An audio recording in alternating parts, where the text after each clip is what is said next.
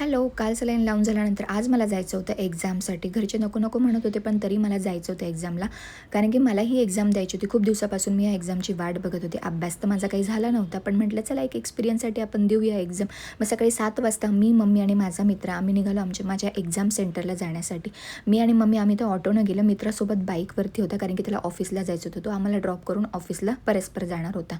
So तिथे गेल्यानंतर माझ्या आयडेंटिटी कार्डचा इश्यू झाला होता. त्याच्यामुळे तिथल्या क्लिप्स त्या गडबडीत मला घ्यायचेच विसरली होती.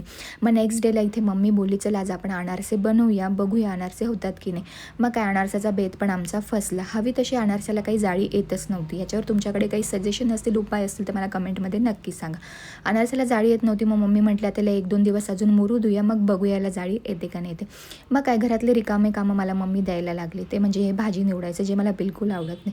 संध्याकाळी लहान भावाचा बर्थडे होता, म्हणून इथे छोटंसं सेलिब्रेशन आम्ही ठेवलं होतं. दादा केक घेऊन आलेला होता आणि इथे मम्मीने मस्त त्याचं ऑप्शन करून घेतलं होतं. लवकर बर्थडे सेलिब्रेट करत होतो, कारण की त्याला जायचं होतं नाईटला.